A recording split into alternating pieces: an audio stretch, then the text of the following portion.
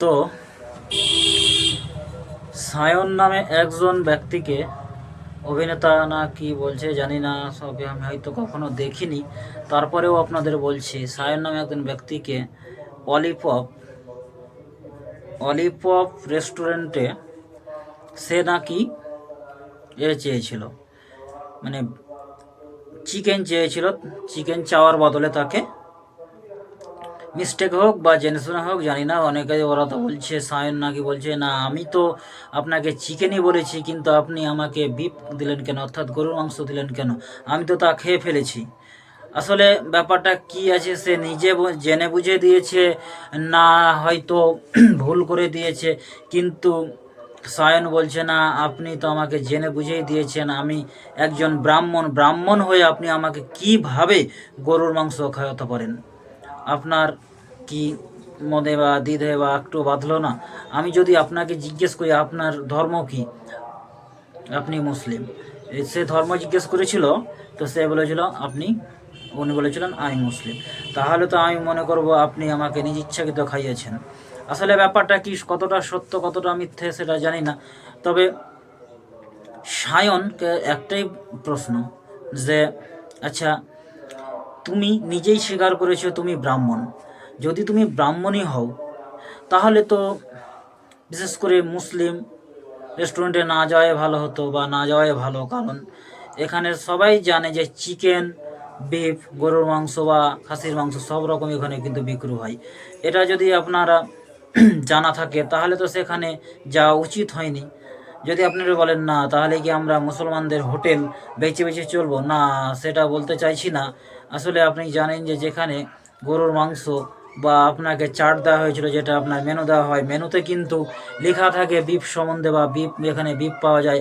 আর একটা হিন্দুদের একটা থাকে বা ব্রাহ্মণদের একটা থাকে, এরা তো নাকি কারো ছোঁয়া খায় না, এখানে তো একটাই বের হয়, একটাই যেটা তোলানো হয় বা চামচ যেটা বলা হয়, যেটা হাতা বলা হয়, হাতাতে কিন্তু এটা ইউজ করে।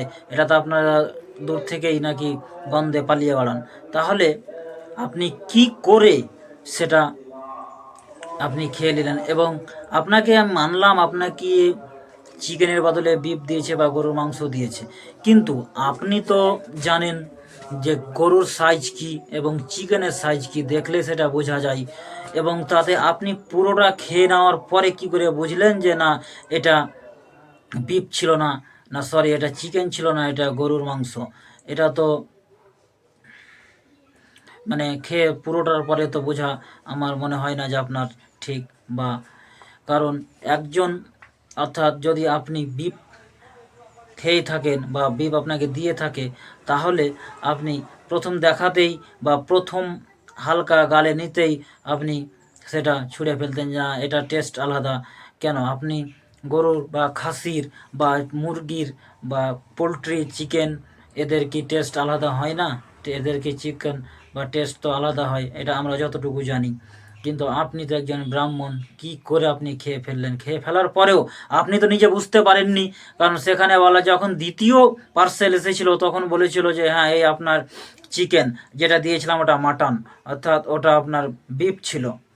তাহলে ও যদি না বলতো তাহলে তো আপনি সেখানেই থমকে দাঁড়িয়ে থাকতেন, এটা তো আপনার কোনো নয়। এটা নিয়ে তো কেমন সন্দেহজনক কথা কিছু থেকেই যায়। তাই আপনাকে আমি বলছি যে চিকেন আর গরু থেকে অনেক বা বিফ থেকে অনেক তফাৎ।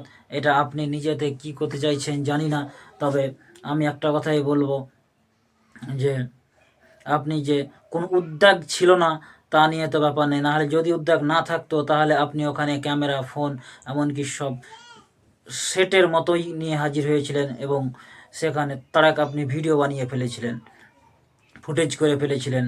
তারপরে আপনি সোশ্যাল মিডিয়া দিয়েছিলেন, তারপরেও ভিডিওটা দেখতে পাচ্ছি যে আবার পাওয়া যাচ্ছে না, অনেক সময় ডিলিট করে দিয়েছেন, না ডিলিট হয়ে গেছে এটা আপনি জানেন, সেটা আপনাদের ব্যক্তিগত ব্যাপার।